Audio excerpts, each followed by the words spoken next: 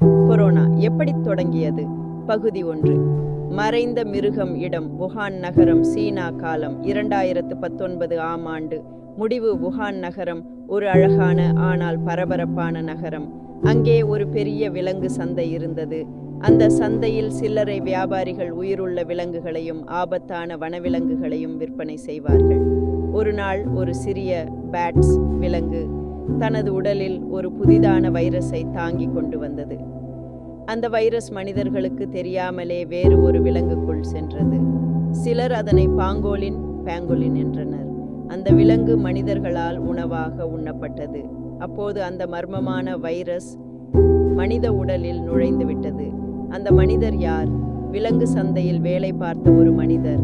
தனது கையில் சிறு காயம் இருந்த நிலையில் அந்த விலங்குகளை கையாளும் போது அந்த வைரஸ் அவருக்கு பரவியது. ஆரம்பத்தில் அவருக்கு சளி, இருமல், சிறிது காய்ச்சல். இது சாதாரண காய்ச்சல்தான் என்று நினைத்து அவர் வெளியே சென்று வேலையும் பார்த்தார். மக்கள் மத்தியில் சுற்றினார். அதுபோன்று ஒருவரிடமிருந்து மற்றொருவருக்கு செல்லும் அந்த வைரஸ் கொரோனா தற்போது மனிதர்களுக்குள் பரவத் தொடங்கியது. வெளிச்சத்திற்கு வராத இரகசியம். தொடக்கத்தில் இந்த தகவலை உலகம் அறியவில்லை. அந்த ஊருக்குள் கொஞ்சம் கொஞ்சமாக மக்கள் மிகவும் ஆபத்தான ரீதியில் நோயால் பாதிக்கப்படத் தொடங்கினர். மருத்துவர்கள் முதலில் என்ன வைரஸ் என்று கூட கண்டுபிடிக்க முடியவில்லை. ஆனால் சில தினங்களில் அதன் பரவல் வேகம் அசுரப்படை போல் அதிகரித்தது.